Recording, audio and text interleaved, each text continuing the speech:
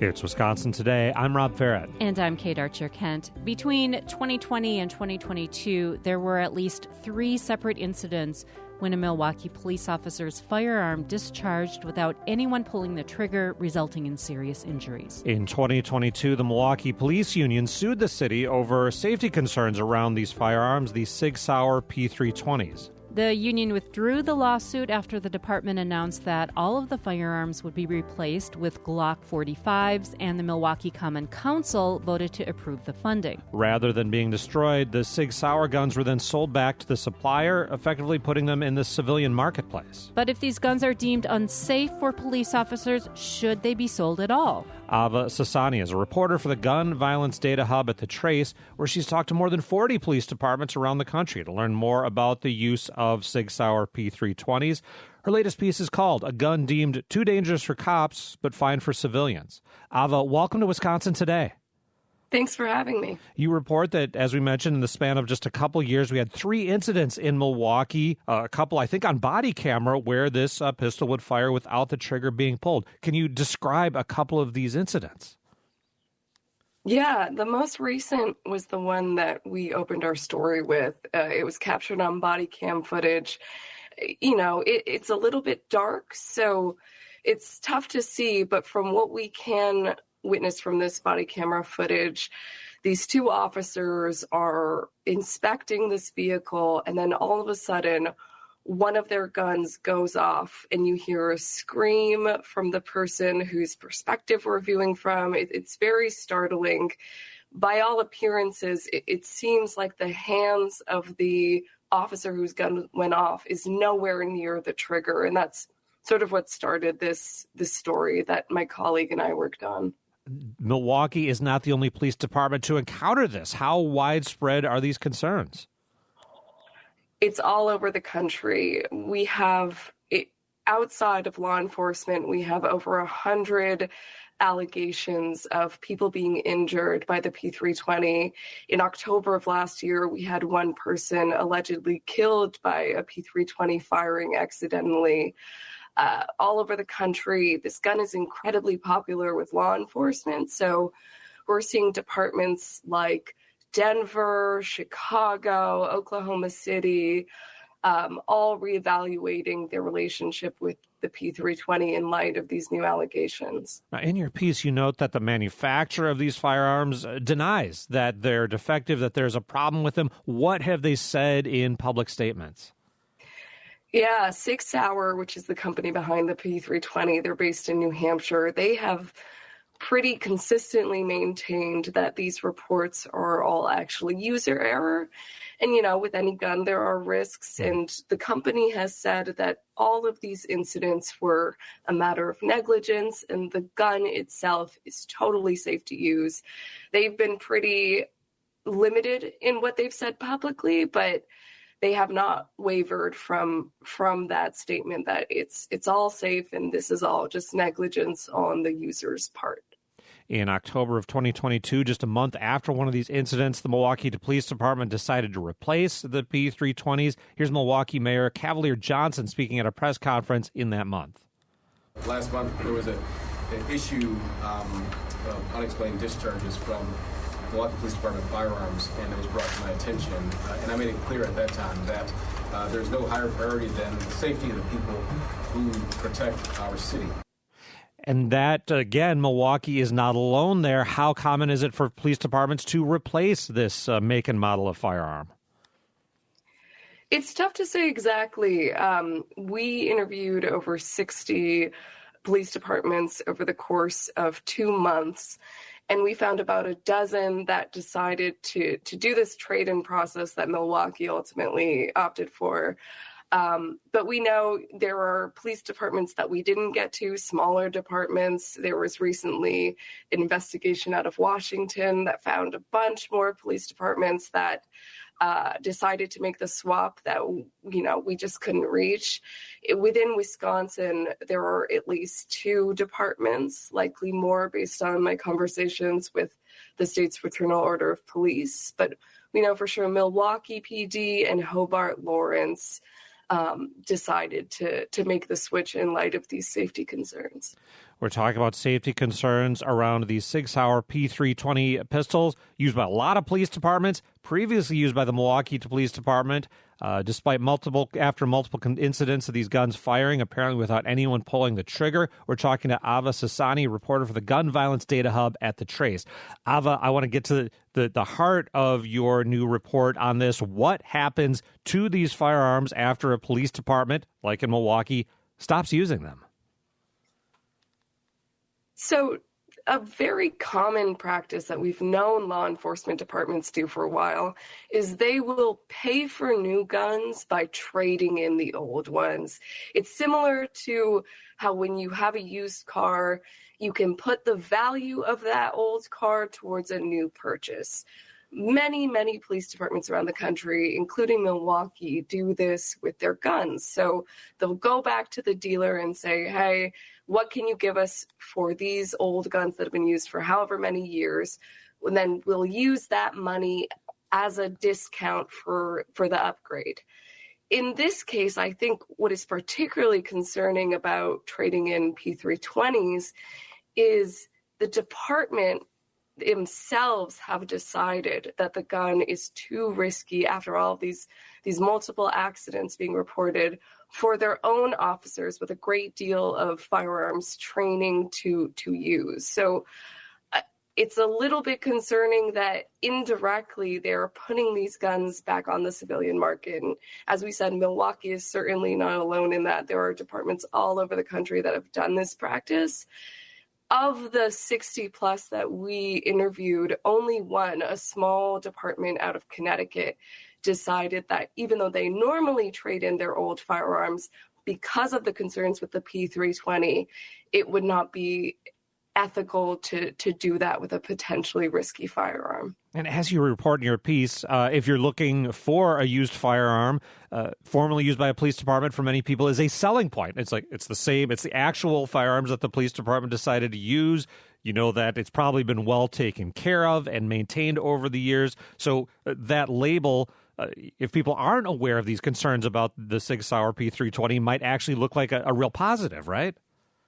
Absolutely. You can get these firearms at a pretty good price because they're used, and there's a bit of an appeal to it because it used to be in the hands of a police officer.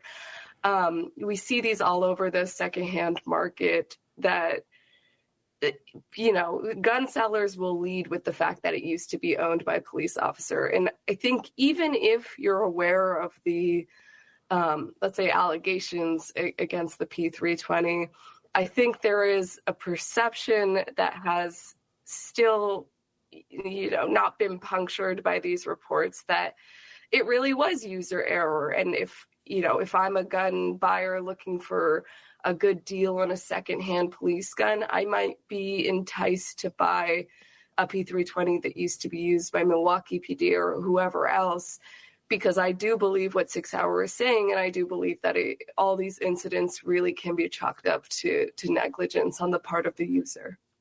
You write that there have been various lawsuits, including civilian lawsuits against Sig Sauer, making these claims that the P320 fired without a trigger pull. As I read your piece, it sounds like those have had mixed results. What have we seen in the courts when this gets argued? Many of these lawsuits are thrown out.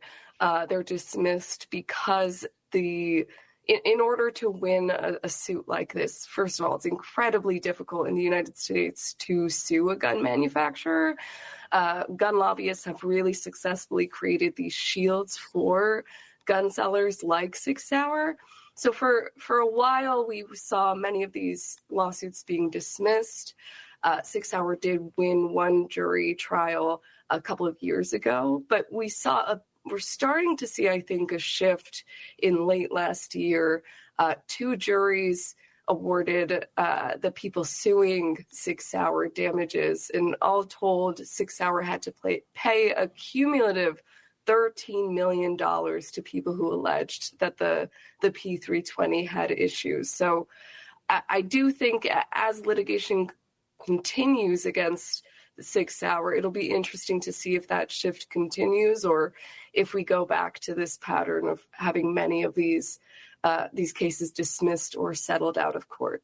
As you mentioned, you only came across one police department, a smaller one in Connecticut, that said, hey, we're not going to return these guns, get that discount, have them go back to civilian hands. Did you get any sense that there's movement among police departments, whatever state regulators, whatever the case might be, to take a closer look at what happens to these weapons that police departments say, hey, they're too dangerous for our staff to use, to stop them from going to the public? Honestly, among the law enforcement departments that we interviewed, no. I think the impression is we as police officers are not responsible for deciding what guns can or can't be sold. That is the responsibility of lawmakers, which, is technically true. But I think the trouble comes from when you have an industry that is, I think, not regulated in the same way that any other consumer good would be regulated. There gets this nebulous responsibility or hope, I think, that we have of the people that are sworn to, protect us, that they would be conscious of what might happen to their old guns. I will say in Milwaukee, after we published the story, Alderman Peter Bergelis did write my editor a note saying that they were going to look into this practice. They're going to try to understand exactly what happened to the P320s and look at more broadly the practice of reselling police guns. So there is a bit of movement there, I think, but within police departments and law enforcement agencies, no, honestly, I think there is still that understanding that is outside of their purview. Ava, we'll leave it there. Thanks again for joining us today. Thanks for having me. That's Ava Sassani, reporter for the Gun Violence Data Hub at The Trace. We've been talking about safety issues surrounding the Sig Sauer P320, formerly used by police officers in Milwaukee, and why these firearms end up going back into the civilian marketplace.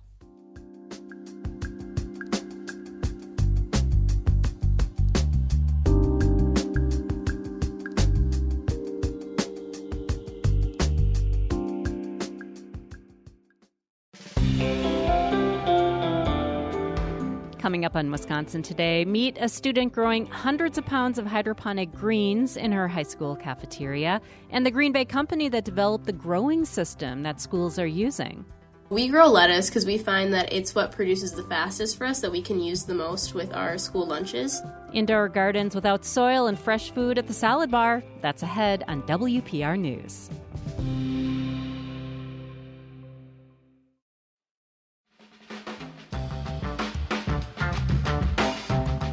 It's Wisconsin Today. I'm Kate Archer-Kent. And I'm Rob Farrett. Across the Mississippi River on the Wisconsin border, a student at Winona Senior High School is growing up to 200 pounds of lettuce each month for school lunches and doing it all inside the cafeteria. The greens are grown in a hydroponic garden called a Flex Farm. It was developed by a Green Bay company that we'll hear from in a bit. These gardens were meant to be a learning tool, but they've turned into a serious source of school nutrition for more than 800 students, and the district aims to expand that program to their middle school. Miriam Jackson is a sophomore at Winona Senior High School in Minnesota and student farm manager for her school district. And Jennifer Walters is the district school nutrition director for Winona Area Public Schools. Jennifer and Miriam, welcome to Wisconsin Today. Thank you. Thanks for having us. Yeah, we're really excited. Miriam, let's start with you. Can you explain us the basics of what a hydroponic garden is and what you're up to in the school cafeteria? Yeah, so it's a virtual garden that has a constant 24/7 flow of water in it, and it also has a light tower in the middle that runs for 16 to 18 hours a day. So the water is constantly running on the roots of the plant, and then the plant has sunlight, but then it also kind of has this night period where it's dark, so it simulates a real garden scenario. And so what are you growing in it? So what kind of lettuce? Can you talk a little bit about what it grows? Yeah, so we grow lettuce because we find that it's what produces the fastest for us, that we can use the most with our school lunches. And we kind of grow all types. This year was kind of a trial year to see what grows fastest, what grows best, and what grows the fullest. What's the tastiest lettuce to you? I like the iceberg. Jennifer, how have the high school students responded to having greens grown in their cafeteria? Oh, they really like it. I was out at lunch today and I noticed that when we serve our Fork Farms lettuce, that the students really make beautiful salads. That's fun to see. So they're actually building more salads, is what I've seen. And as a dietitian, that makes me happy that they're getting local produce. As you are growing, what kinds of factors do you need to keep an eye on when you're taking care of these plants? It's the water. So all the nutrients and all the pH that the plants get come directly from the water. So it's monitoring that there's enough water for the farms to circulate properly, and then making sure that there's enough nutrition so that the plants are getting the minerals that they'd normally get from soil, as well as the pH, so they're getting enough acidic that they need to grow properly. How does the cost compare as you look at the inputs of water and other things? How does it compare to simply buying greens to use in school lunches? Well, we started buying greens from a hydroponic garden because I wanted to make sure that we served some local produce. So I was paying $20 a pound. Wow. For the greens. I know. So we had 2 of the farms already. And I thought, why don't we just expand this and start growing more of our own? So it's been a cost savings in that respect. Miriam, do you have a background in agriculture, or what got you involved in this? I do not have a background in agriculture, so I got in it through FFA. So FFA had those 2 original farms that Ms. Walters was talking about earlier, and I was kind of part of that system. And then as they grew over the summer through grants that they received, when they grew to 6 farms instead of just the 2, I continued to stay involved with it. Has this project made an impression on you? Does it make you want to do more of this? Yeah, it definitely has. I'm definitely looking at programs that relate to it. And I think it's also just taught me a lot about looking at agronomy or plant science, or even just in the future growing produce, as well as understanding where our food comes from. Jennifer, Miriam has been watching these plants grow, cultivating them. How have you seen Miriam grow over the course of managing this project and these systems? Miriam is amazing. I told her she was a born leader. She's the one that brings the ideas, and we carry it forward. So she's growing really into a great gardener, great student. I'm looking forward to see where she ends up. And one idea that has been floated is to expand the program to the district middle school. How might that look different at the middle school level? What would you need to make that happen, Jennifer? Well, we would need to train our staff at the middle school because we would likely start with 1 farm.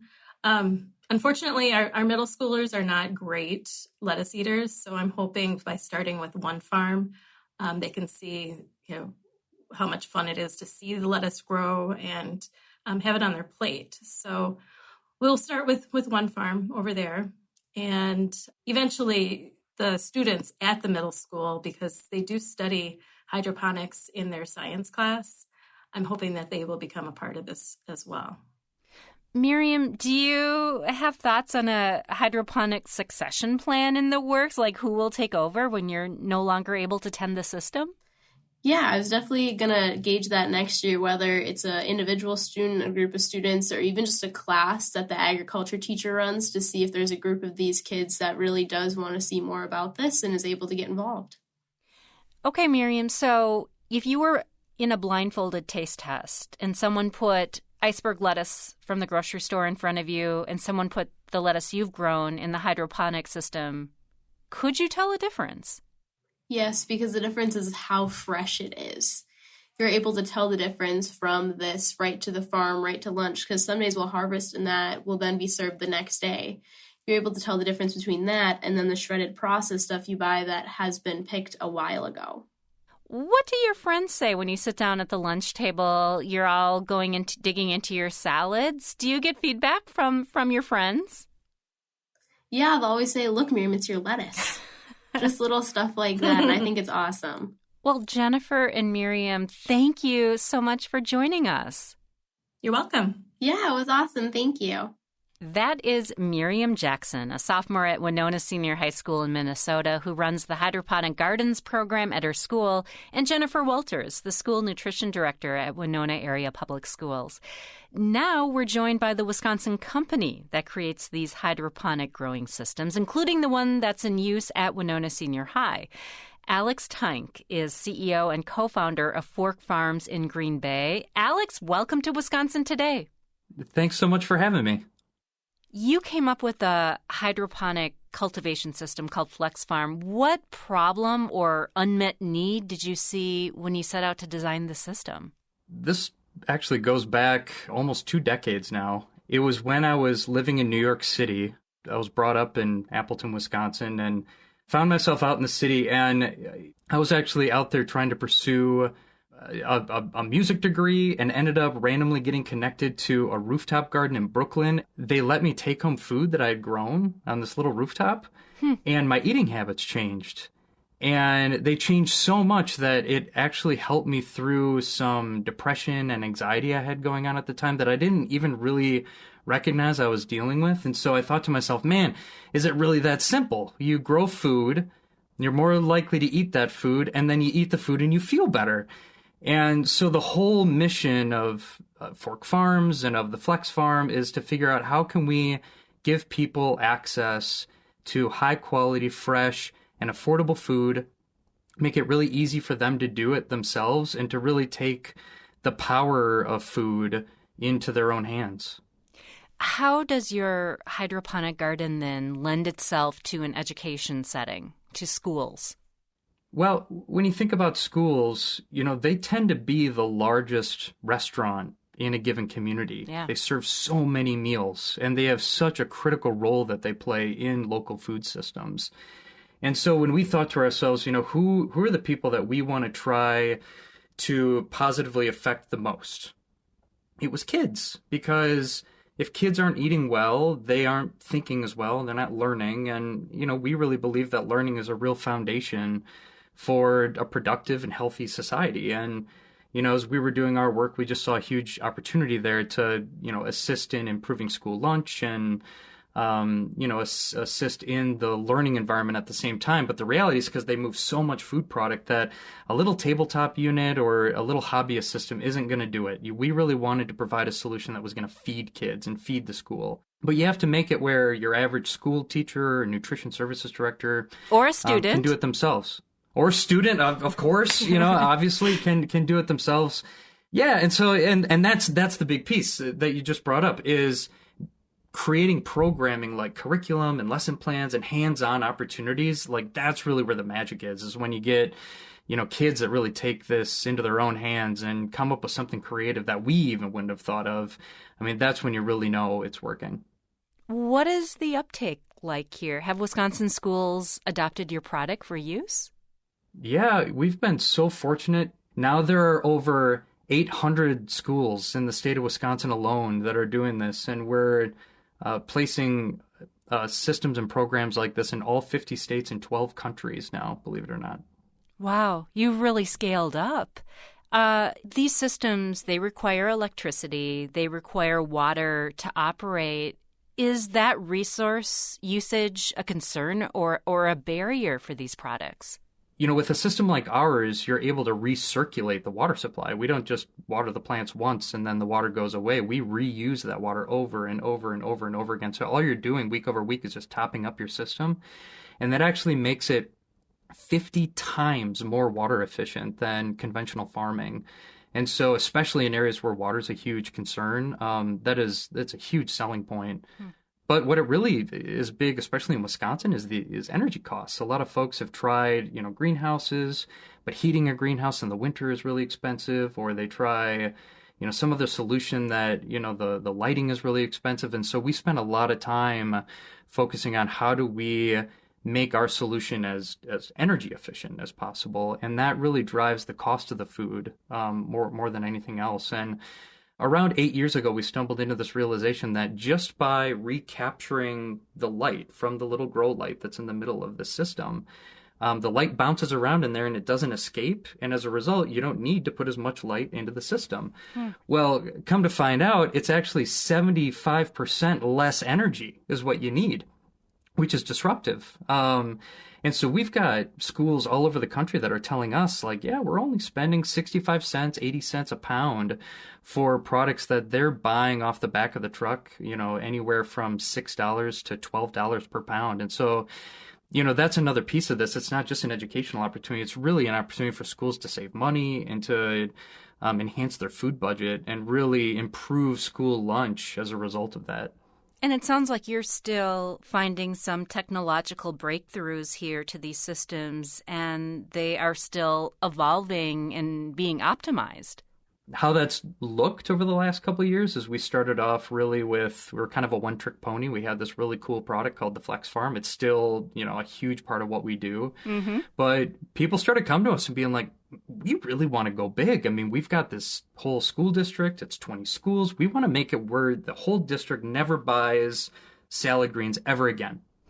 We were like, wow, that's great. You need a farm of this size. And that went really well. And so then we had folks coming to us that were saying, wow, we need a farm that's like 2,000 square feet. And it got bigger and bigger and bigger. And we realized that the Flex Farm, it's this pod shape, for your listeners, it's like a cylinder, and you have to open it up and you pull the light tower out, and it's great for small installations. But at scale, when you think about a commercial scale farm, it's really not designed to take most optimal use of the square footage, and for harvesting, it's really perfect for those smaller institutional farms. So we actually formed a partnership with Rockwell Automation, which is headquartered in Milwaukee. And we ended up developing an enterprise solution on the hydroponic side that we call the Flex Acre, which is this giant wall-looking system. And we actually developed it to mimic data center design, because data centers are something that we build all over the world right now as humans. And we have learned how to really efficiently heat and cool them.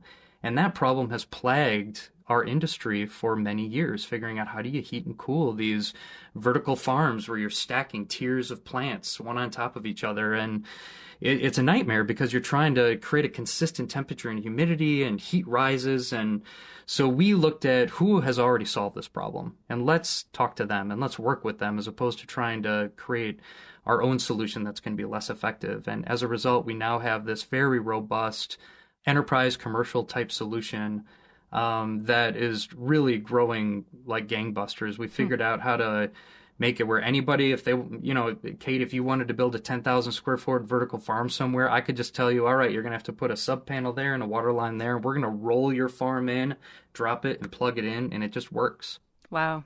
Plug and play almost. Switching gears to business climate, how is the ongoing trade war and tariffs affecting your business and your supply chain? We are very fortunate in that we built our business on the ethos that if we're in the local food business, we need to be in the local manufacturing business as well. So we actually do the vast majority of our manufacturing in the state of Wisconsin. And as a result of that, we have been able to keep our prices really stable. We haven't had really any supply chain disruption related to trying to get things from overseas. But when you think about raw material, we use plastics and steel and things like that. I mean, those prices are inevitably going to continue to rise. And so we just need to be prepared for that, because the last thing we want to do is, put that onto our customers. We want to minimize that as much as we possibly can. Okay, so crystal ball time, and whatever's inside this crystal ball is green, right? Yeah. Where do you see Fork Farms a decade, 2 decades from now? What does the future hold for you in Green Bay? I really think that the way that the world is evolving, the way that food is grown is evolving. I mean, most people don't know that the average number of miles that a piece of food on your plate has traveled is over 2,000 miles, and it's touched on average more than 30 hands. It is a very complex, very large system, and so many of the costs are structurally embedded in the way that food moves around. And so, when you think about the rising population globally, we're welcoming all these new people every day. When you think about all the health disparities that exist, when you think about the rising gap between the haves and the have-nots, when you think about The fact that climate change is already reducing crop yields, where the majority of our produce and fruits and vegetables is grown in Salinas Valley, California, and Yuma, Arizona. There's a real math problem that we're facing, all of us, where food prices, especially for fresh food, are going to continue to rise. It's inevitable.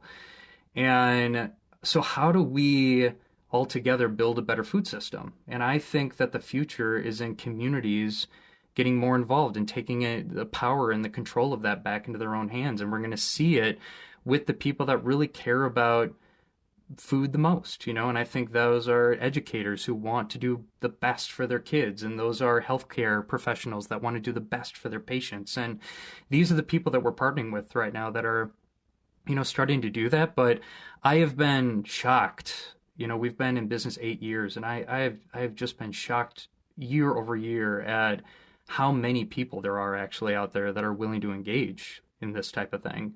And I really think that the more that we've grown, that there is a real future in the food that we eat 10 years from now, 20 years from now, is actually going to come from down the street.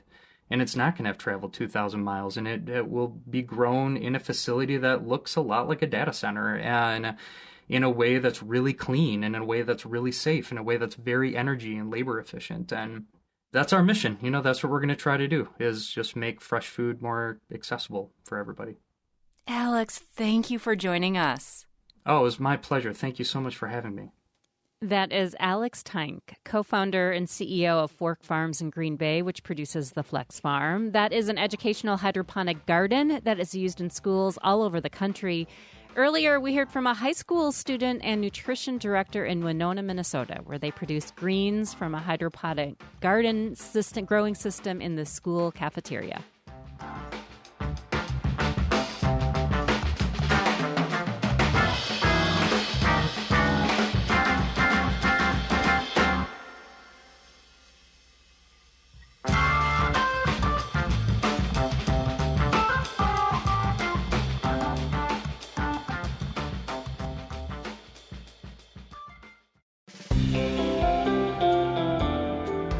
Still ahead, a new children's book is a powerful celebration of the strength, resilience, and beauty of Black girls.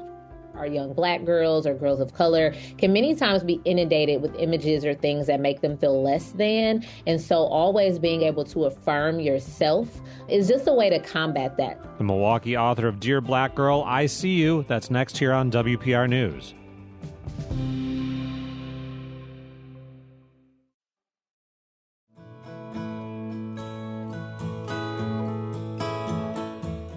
It's Wisconsin Today. I'm Rob Farrett. And I'm Kate Archer-Kent. A new children's book by a Milwaukee author celebrates the strength, resilience, and beauty of Black girls everywhere. Dear Black girl, guess what? I see you. Yes, all the pieces that make up your world. Ebony Haynes writes positive affirmations for girlhood and growing up Black and brown. I see your beauty, your dreams, and your scars too. I see you. I hear you because I am you. Haynes collaborated with Milwaukee illustrator Jasmine Grant. The new book is called Dear Black Girl, I See You, and it's a follow-up to the 2019 book, Dear Black Boy, It's Okay to Cry. Ebony and Jasmine, welcome to Wisconsin Today. Thank you. I'm glad to be here. Thank you. I'm excited for this. Ebony, let's start with you. The title of these books begin with the words that you'd normally see in a very personal letter to someone with the word dear. Is that the intention? Were these books like writing a deeply personal letter to someone you love? Yes. So as the author of both Dear Black Boy, It's Okay to Cry, and Dear Black Girl, I See You, both books were actually personal letters. One was to a loved one of mine, and the other was to myself. And so both were actually letters written to individuals that then were turned into stories. And you encourage Black girls to jump around, do your dance, laugh out loud, and declare, I love me. Why do you think I love me is freedom? Because so often people will try to get us not to love ourselves. We live in a world that just sometimes is full of negativity, negative images, negative media. And so often our young girls, more particular our young Black girls or girls of color, can many times be inundated with images or things that make them feel less than. And so always being able to affirm yourself is just a way to combat that, to understand that regardless of what others may say or think, that if you love yourself and if you honor yourself, that it can take you into a place of freedom and liberation from what other people may think. And Jasmine, every page is so full of tenderness and love with these illustrations. What was your stylistic goal when you took on these books? I think my goal was to be very specific, even though the words are general. It's specifically to Ebony, but it's also the people who read it should be able to see themselves in it. And I wanted to create a diversity of Black girls and make it so they could really see themselves, see their features. And also, I like to have images that make you think. So some of the images aren't very straightforward. It's especially for Dear Black Boy, It's Okay to Cry. It was really enjoyable listening to people get their own interpretations out of the images and, giving them that participation. And I wanted to continue with that idea in Dear Black Girl, I See You. Sometimes illustrators don't even meet the author. Do you two have a relationship over the years? Yes. And so actually, Jasmine and I we've known each other for 6 years now. When I was writing Dear Black Boy, I was new to this. I lost a cousin to suicide. And as I mentioned, wrote a love letter to him. His name was Bryce. And I wrote the words, but when I knew I wanted to make it a children's book, I'm like, but I don't know how to draw. And so I reached out to a friend and asked if they knew anyone. And Jasmine had just done an event at their boutique and was like, I met this cool girl who draws really well. You should meet her. And literally we met and the rest was history. She was preggers during the first book. And that was an experience watching her jump into motherhood on top of the book stuff. And it was a good relationship for me because it was also my first time illustrating a children's book. So I like to think that we worked through understanding how to do this together. Ebony, in Dear Black Girl, there's one line. It says, Daddy once said, baby girl, don't let the world take the good out of you. And I kept wondering and going back to that page, are those words familiar to you? Yes, and so those are actual words from my dad, Robert Haynes. He passed away actually in the midst of writing and illustrating this book.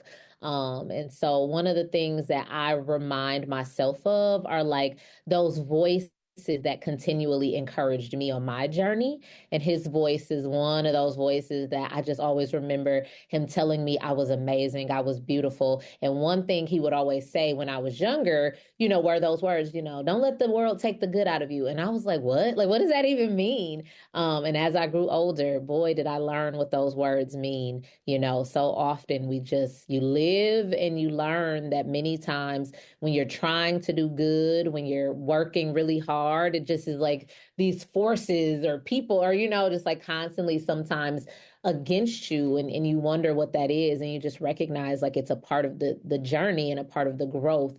And that if you can sustain all the things you go through and still remain good and pure in the end, like that's a really, really great thing to find some hope and some honor in. So. And Jasmine, if you look really closely at this page, as I did, I studied it, there is a poster in front of the class and it says, don't let them dim your light. And then underneath it's Robert Jasper Haynes Jr.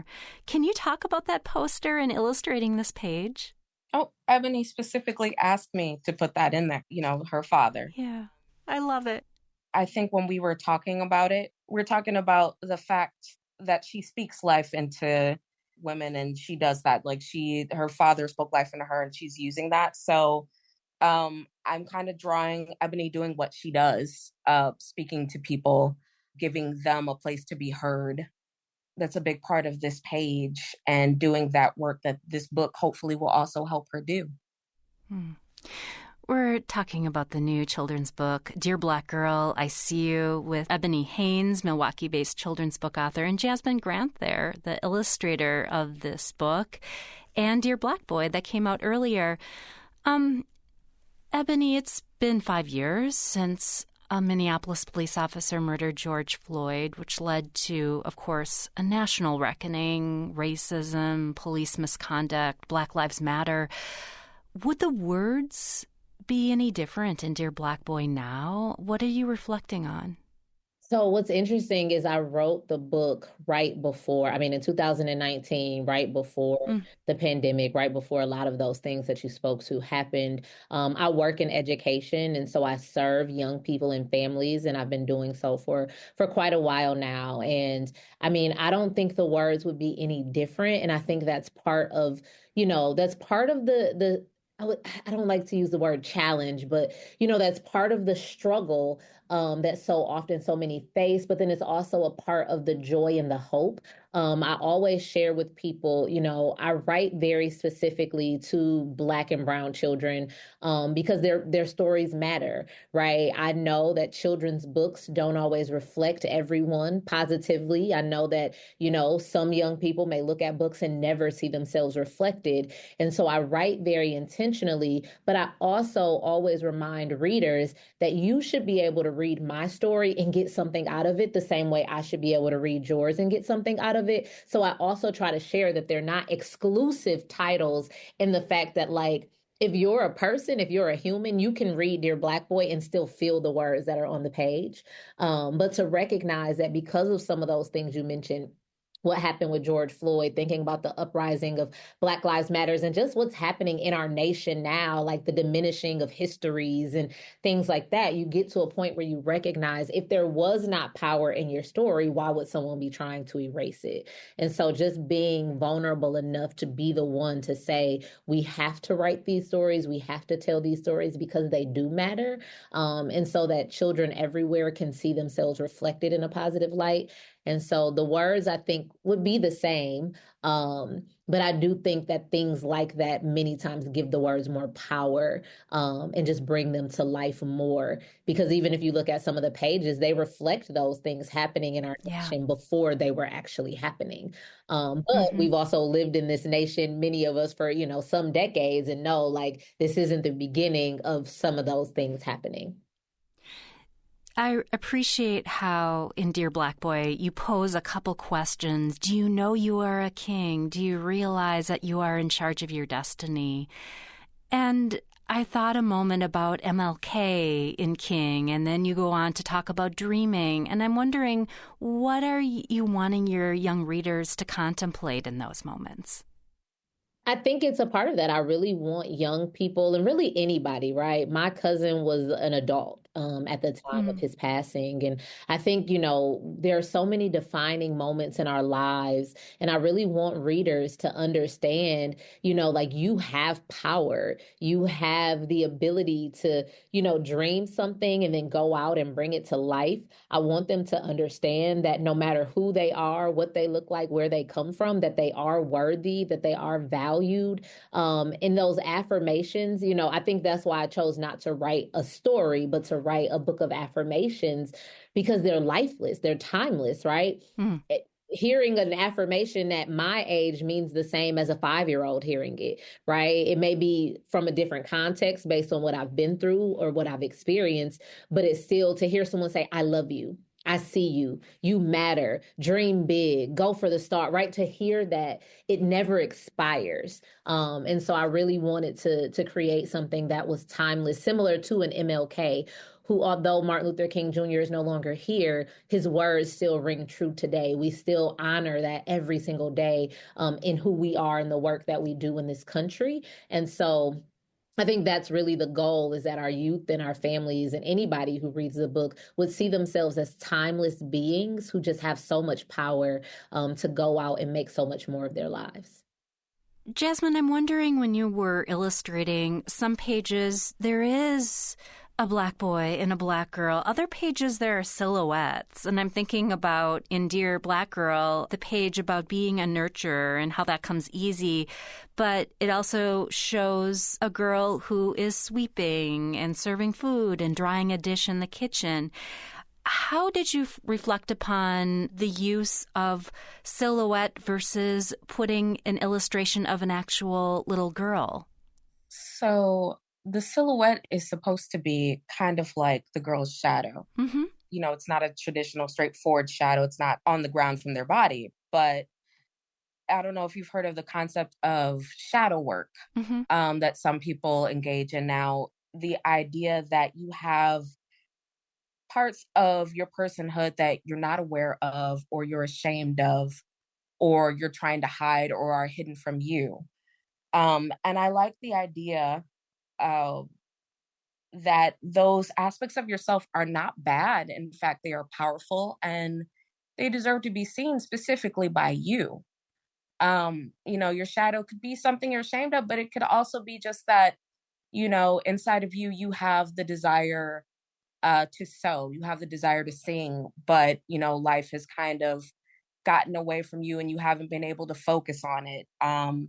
It might be that you have the desire to be heard. You want to be a public speaker, but you feel like you have to be shy because the world thinks you're too loud. You have to be, you know, quiet and demure.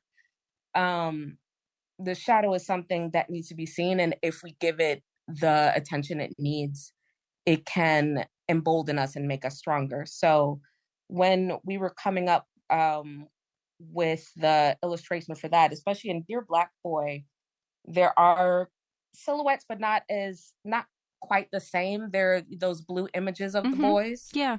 Those were supposed to represent emotions because that book was about giving voice to your emotions, or giving the respect to your emotions that they deserve. For this one, I wanted to have a similar trope, but shadow work is what I came up with because, you know, shadow is kind of playing with what's seen and what's not seen. And this is encouraging Black girls to see every aspect of themselves, even the ones that might upset them or might upset others. Ebony, is there another book in you? There is. I've started writing the next. Actually, it's two that I'm kind of co-writing. Because one is a children's book and then one is a self-help parent book, but about the same thing. So my son has hearing loss. He was born with sensory neurobilateral hearing loss. I know more about the ear than I thought I would.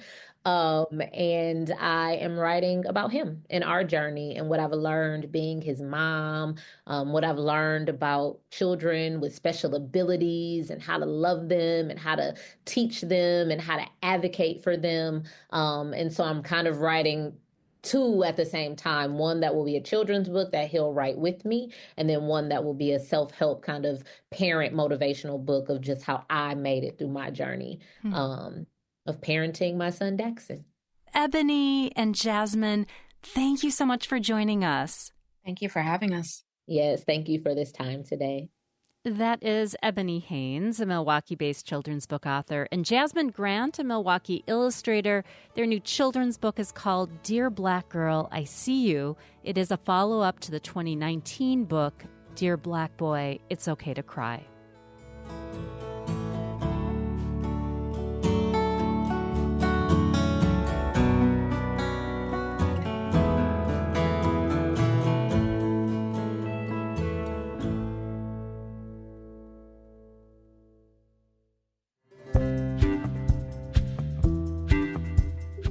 It is outdoor music season in Wisconsin, and lots of communities around the state have some kind of free concerts going on. Rob, do you look forward to this time of year? I do, and I've already gotten out to a festival to see some music at a park this year. How about you? Do you have a favorite local concert series, or perhaps it's a festival, a block party?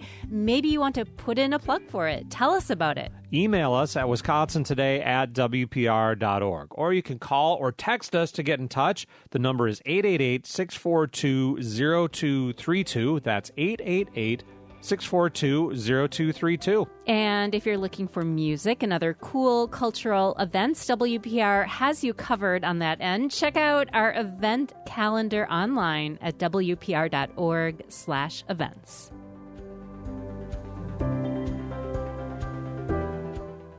Wisconsin Today producers include Rochelle Wilson, Beatrice Lawrence, and Avery Lee Rogers. Our technical directors are Tyler Ditter and Sarah Hopeful. Learn more about us at wpr.org/Wisconsin Today. I'm Kate Archer-Kent. And I'm Rob Farrett. You're listening to WPR News.